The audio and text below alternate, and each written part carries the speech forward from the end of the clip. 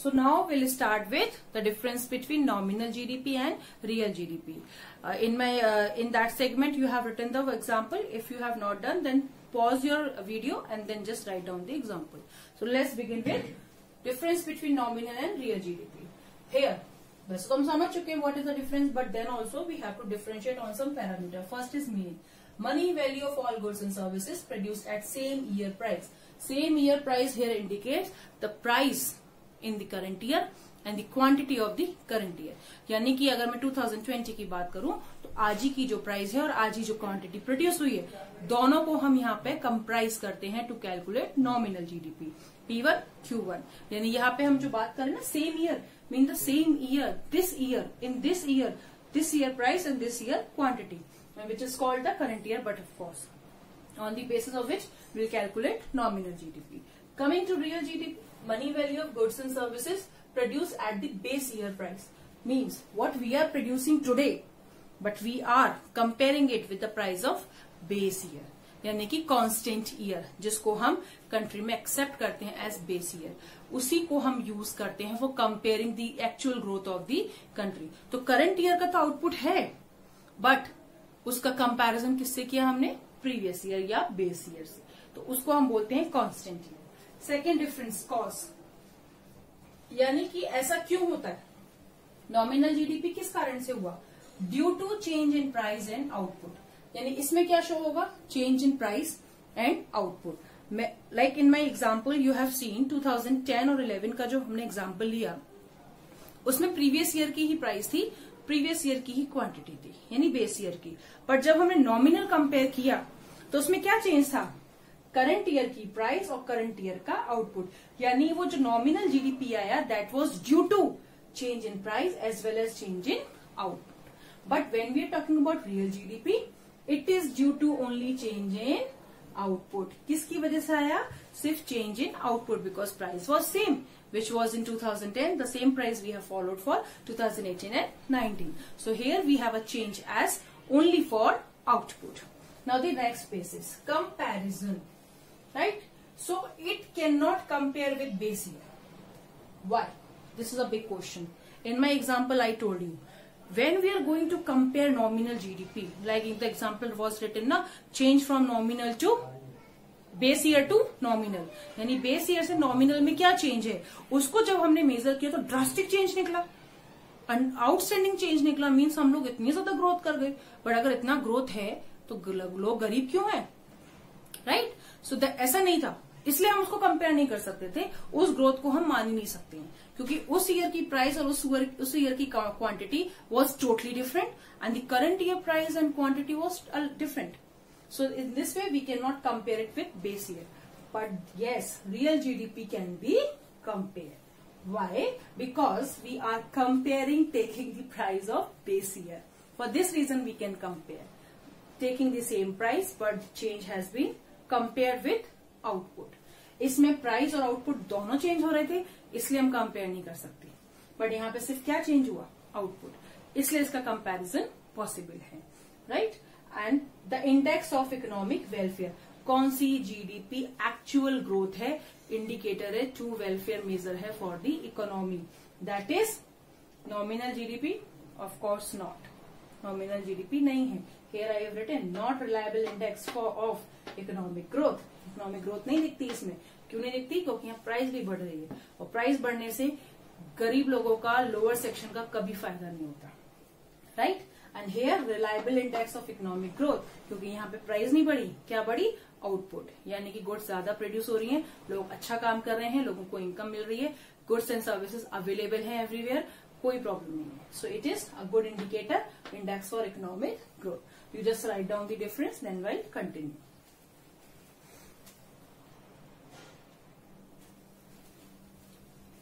So now we are going to start understanding the concept of GDP deflator. When we are calculating nominal or real GDP, they are used to compare, they are used to have the changes, they are used for the purpose of realizing the country's growth. and that will be measured in the form of GDP deflator. Once we have calculated, then we have to find out the real engagement of such nominal and real GDP to find out the growth of the country. So what are the major uses of GDP deflator here is, it is helpful for measurement of average price level of all goods and services. Means whatever we have produced in the economy, उनकी overall price और उनकी average price निकालने के लिए इसका use किया जाता है, जिसकी वजह से हमें एक्चुअल में पर गुड का एक इजी कंसोलिडेटेड प्राइस मिल जाता है. क्योंकि जनरली क्या होता है, कुछ गुड्स लोअर प्राइस पे होती हैं, कुछ गुड्स हाई प्राइस पे होती हैं.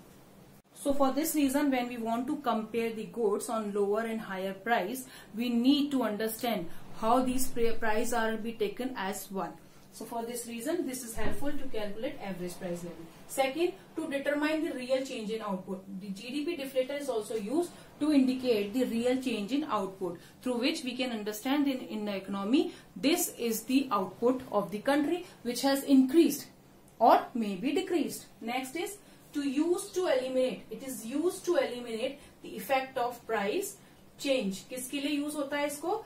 प्राइस चेंज का जो इफेक्ट आया हमारी इकोनॉमी में, उसको हटाने के लिए, कि प्राइस की वजह से ग्रोथ नहीं आई, किसकी वजह से आई? आउटपुट की वजह से. तो इफेक्ट ऑफ प्राइस को मिनिमाइज करने के लिए, रिमूव करने के लिए. Right now how it is calculated? GDP deflator कैसे कैलकुलेट होता है? It has simple formula.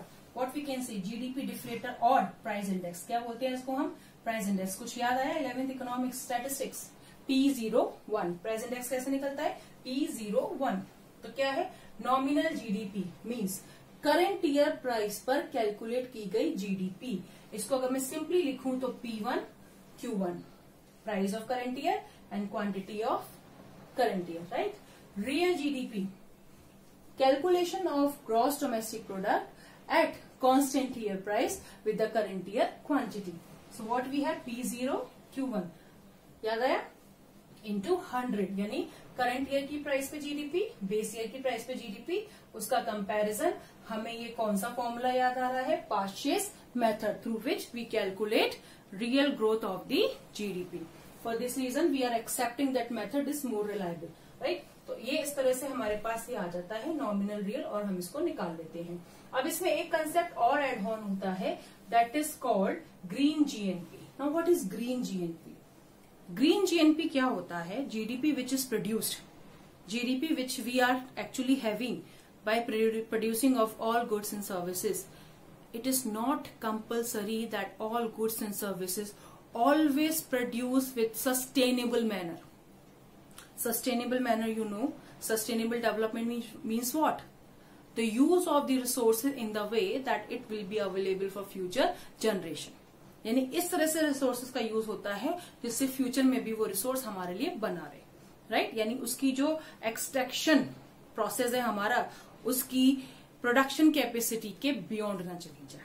जितनी वो प्रोड्यूस कर सकती है नेचर, उतना ही हम उसको एक्सट्रैक्ट करें.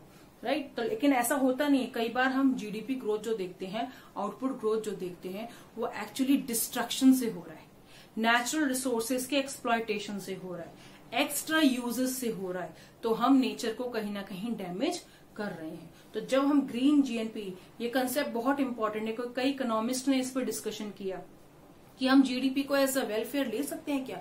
अगर हम रियल वेलफेयर इकोनॉमी का देखना चाहते हैं तो वो कब आएगा?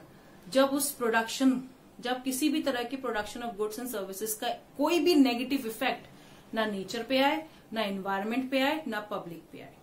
यानी there will not be any side effect of production of goods and services on environment और ऑन सोसाइटी. दोनों सेफ रहे, तब वो जीडीपी एक्चुअल वेलफेयर है, तब वो नेशनल इनकम एक्चुअल वेलफेयर है. इसलिए यहाँ पे कंसेप्ट दिया गया कुछ इकोनॉमिक्स की वजह से, ग्रीन जीएनपी. कैसे कैलकुलेट करते हैं? GNP of the country minus loss of natural capital. यानी जो भी हमने लॉस किया है नेचुरल कैपिटल का, उसको हटा के हम इसको चेंज को देखते हैं. तो सस्टेनेबल मैनर में यूज करना, सस्टेनेबल वे में अपने नेचुरल रिसोर्सेज का यूज करके जब हम जीडीपी प्रोड्यूस करते हैं, that is the real welfare, that is the true welfare और growth of the nation. So this concept can be asked in the examination, so you should understand it. Now the point is conversion. Now my topic is going to discuss about, ये तो GDP deflator है. Board में हर साल last 5-6 year से continuously इस pattern पे questions आ रहे हैं कैलकुलेशन के। कैसे होते हैं वो मैं सिखाती हूँ अभी आपको, बट पहले हमें फॉर्मूला समझना है। फॉर्मूला क्या कह रहा है? Nominal GDP upon real GDP into 100 equals to price index और जीडीपी डिफ्लेटर। अब सपोज आपसे बोला जाए कि रियल जीडीपी कैलकुलेट करो, so how will you convert this formula to calculate real GDP? It means the same formula can be used for calculating real GDP. How?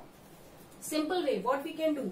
Real GDP आए, index में आए, तो हम क्या कर देंगे? रियल जीडीपी को बाहर ले लेंगे, क्योंकि हमें कैलकुलेट क्या करना है? GDP real. What I am going to teach you? Real GDP calculation with the use of same formula. कुछ नहीं करना है, nominal will be the same, numerator हमेशा सेम रहता है। नॉमिनल जीडीपी इंटरचेंज होते हैं ना, क्रॉस मल्टीप्लाई, तो इंटरचेंज कर दिया और यहाँ पे हम क्या लेकर के आ गए? प्राइस इंडेक्स और जीडीपी डिफ्लेटर इंटू 100। तो इससे हमें क्या मिल गया? Real GDP. अब सेम क्वेश्चन अगर पूछने आ जाए कि कैलकुलेट नॉमिनल जीडीपी, तो फिर आप सोचने लग जाओगे क्या फॉर्मूला यूज करें? कुछ नहीं, इसी फॉर्मूले को फिर से इंटरचेंज करना है। इनिशियल फॉर्मूला यही है, इसी से रियल भी निकलेगा, इसी से नॉमिनल भी निकलेगा। कैसे करेंगे? What you will do? Simply you just write down here first nominal GDP calculation, right? और अब क्या करेंगे? क्रॉस मल्टीप्लाई, यानी कि ये दोनों मल्टीप्लाई होंगे।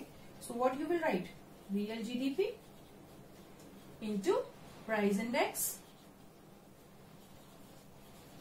यहां ये दो का मल्टीप्लाई होते, यहां ये दो होते, अब ये तो यहां चला गया, तो सिंपल सी बात है कि 100 कहां आ जाएगा? नीचे, right? So in this way we can convert the same formula to calculate real GDP and to calculate nominal GDP. You just write down it. मैं क्वेश्चन भी हाथों हाथ कर देती हूँ, इजी रहेगा, फिर हम इसको आसानी से आगे बढ़ा सकेंगे। So here I am going to tell you how to calculate. Suppose you have given the question like that your real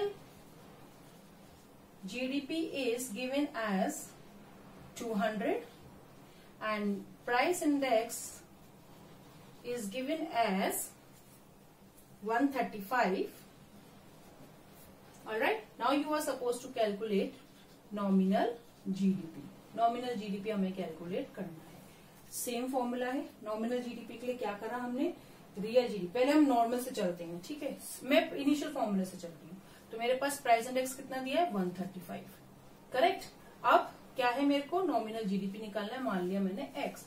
अब मेरे पास रियल जीडीपी गिवन है, दैट इज 200 इंटू 100। ये कंसेप्ट हमने लिया। अब इसको मैं जरा चेंज करूं तो ये क्रॉस मल्टीप्लाई हो गए, तो मुझे कैलकुलेट क्या करना? x हो गया, ठीक है? 100x ले लू मैं मल्टीप्लाई करके, करेक्ट? 100x हो गए ये। Now this is 200 into 135, correct? अब मैं इस 100 को यहां से हटा दूंगी, अपॉन 100, ये मैंने लिख दिया। अब इसको सॉल्व करें आगे, तो क्या होगा? 135 मल्टीप्लाई बाय 2, तो कितना होना चाहिए? 135 multiply by 2, just multiply fast, it will be 270। कितना हो गया? 270 तो हो गया हमारा, इसका just double 35, 135 multiply for 2 is 270, then 200, ये हो गया। इसके नीचे हमने फिर ये लिखा, राइट? तो 135 मल्टीप्लाई फॉर 200 इज 27,000। कितना हुआ? 27,000। अब 27,000 डिवाइडेड बाय 100 कट, कितना आ गया निकल के? 270। So in this way we can calculate what? Nominal GDP. आपका नॉमिनल जीडीपी क्या निकल के आया? 270, right? You just write down this question, then you will understand. And again I am saying, board exam में ये क्वेश्चन जनरली आता है किसी न किसी फॉर्मेट में। ये क्वेश्चन 1 मार्क्स में, 3 मार्क्स या 4 मार्क्स में डेफिनेटली आ जाता है। What I have a experience of such thing for last 5 to 7 years। I am thinking about, I am looking for the same. ये चीज साफ दिखाई दे रही है कि बोर्ड हर साल on this pattern giving you 1 question. So you just write down the pattern and the question to.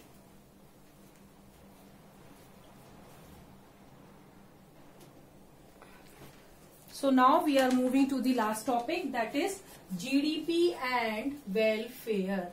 Means why we are taking GDP for measuring welfare and how these GDP welfare concept is suffered due to some limitation. मैंने अभी आपको समझाया green GNP. Green GNP indicates the actual production without damaging environment, means sustainable production of the country. In a same manner, if we are going to talk about GDP and welfare, is GDP is a true indicator of welfare? Yes or no? This question we are going to discuss. How? GDP means higher growth. First point. I have made this in flowchart manner. You can also draw. That will be wonderful to understand it well. Right? So first is higher growth. If we are going to measure GDP, GDP indicates higher growth. अगर अच्छी आई है means growth हो रही country की. Higher growth means more production, यानी economy में production बढ़ रहा है. GDP इंक्रीज होना means production of the country is increasing. मैं कौन सी GDP की बात कर रही हूँ? रियल GDP की, right? So production of the country is increasing. If production of a country is increasing, it means more goods and services with public. Means लोगों के पास बहुत पैसा आ रहा है, मीन्स लोगों के पास बहुत सारा गुड्स एंड सर्विसेज अवेलेबल है, यानी कहीं ना कहीं हम गरीबी खत्म कर पा रहे हैं. बट अब यहाँ लगा एक क्वेश्चन मार्क. बट क्या हो रहा है? More goods and GDP means more higher growth, more production, more goods and services with public. But in reality it does not mean that public were better of.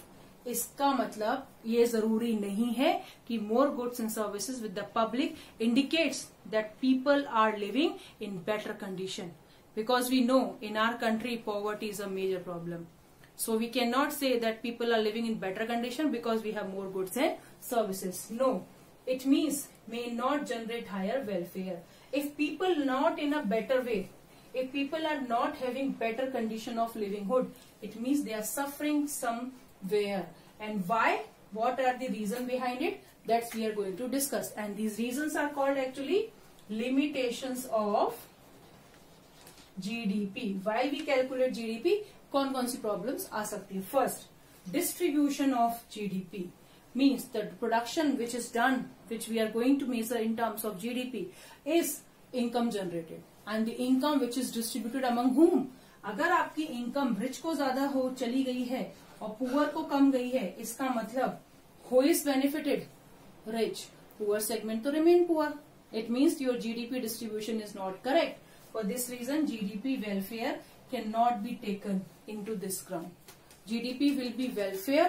GDP can be taken as a welfare indicator when it is distributed, when it is the income generated through it and the goods and services through it will be distributed equally among poor and rich.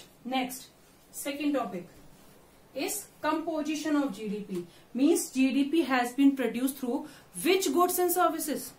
Which type of goods and services? If we are producing war goods more and GDP has generated through this production, the war goods always create destruction in the economy, which cannot be measured as welfare indicator. If goods are produced like liquor, if goods are produced like cigarette, इस तरह की goods अगर produce हो रही हैं और इस तरह से इन गुड्स के प्रोडक्शन से GDP बढ़ रही है, तो क्या ये हमारी सोसाइटी के लिए एक अच्छा पैरामीटर है? क्योंकि लिकर का प्रोडक्शन ज्यादा होना, सिगरेट का प्रोडक्शन ज्यादा होना कहीं से भी वेलफेयर पॉइंट ऑफ व्यू के लिए जज नहीं किया जा सकता. Right? So in this way composition of GDP can not be done if goods are produced like liquor, cigarette, war goods and drugs.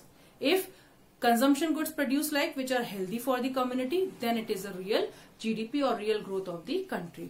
Now the next is non-monetary exchange. ये term याद आया? Non-monetary exchange.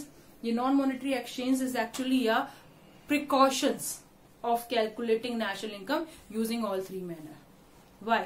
Because Jin transactions के पीछे किसी तरह की money exchange नहीं होती, उनकी वैल्यू को हम कैलकुलेट कर ही नहीं सकते. वाई? क्यों नहीं कर सकते? Like a housewife cooking at home, not paid. वो जितना भी काम करे सुबह से शाम, उसको कोई पेमेंट नहीं मिलता, और उसको जब पेमेंट नहीं मिलता तो उसके प्रोडक्शन, उसकी सर्विसेज जो वो रेंडर कर रही है घर को, उसकी कोई वैल्यू नहीं है. It means it can not be given with any income, non monetary transaction, and for this welfare can not generate. So it means we are somewhere exploiting this segment. If a teacher teaching to his or her own son or daughter, she or he will not be paid.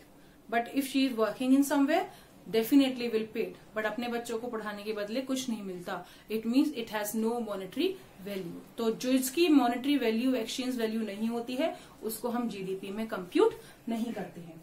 Next, unreported activities. Unreported activities means under the table activities, those activities which are not taken in to ground.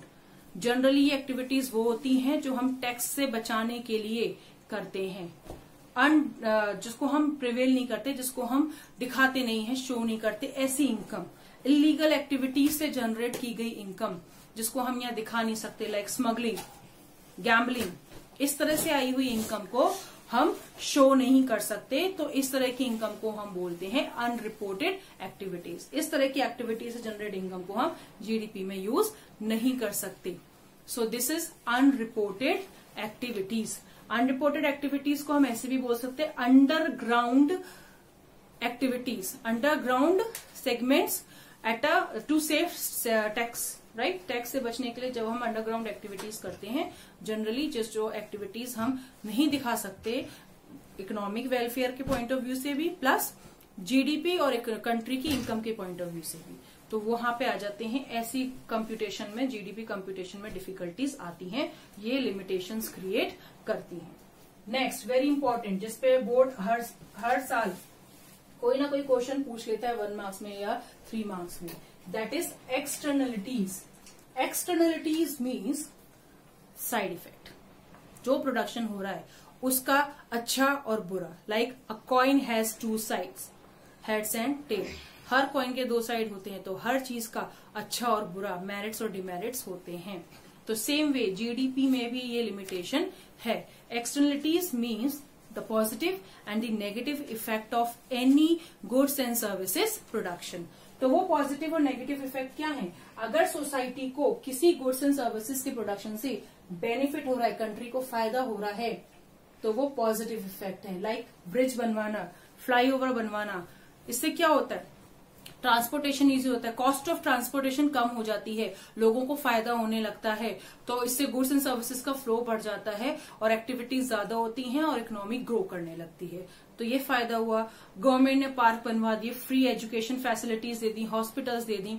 तो इस तरह की चीजों पे, इस तरह की goods and services के प्रोडक्शन से सोसाइटी को फायदा हो रहा है, तो इसका बेनिफिट है। तो पॉजिटिव इफेक्ट है इस तरह के गुड्स एंड सर्विसेज के प्रोडक्शन से। तो ये एक्सटर्नलिटीज फायदेमंद है।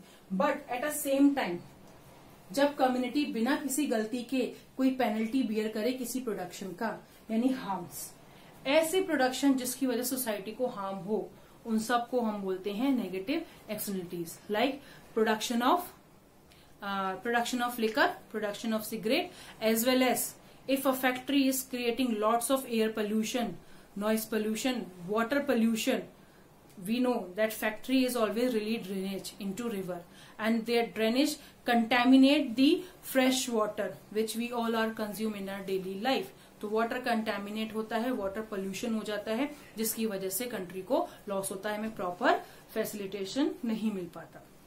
सो this is also called negative externalities, यानी इसका साइड इफेक्ट है। इससे हमारी कंट्री को कोई फायदा नहीं हो रहा, लोगों को प्रॉब्लम हो रही है, प्रोडक्शन कहीं और हो रहा है, सोसाइटी को इससे प्रॉब्लम हो रही है, right. Next, the last one, 6 point, the limitation of GDP, जिसकी वजह से जीडीपी का मेजरमेंट कभी कभी प्रॉब्लमेटिक भी हो जाता है, that is growth rate of population. This is a major problem of our country, because we all know जिस स्पीड से पॉपुलेशन बढ़ रही है, क्या जीडीपी उस स्पीड से बढ़ती है?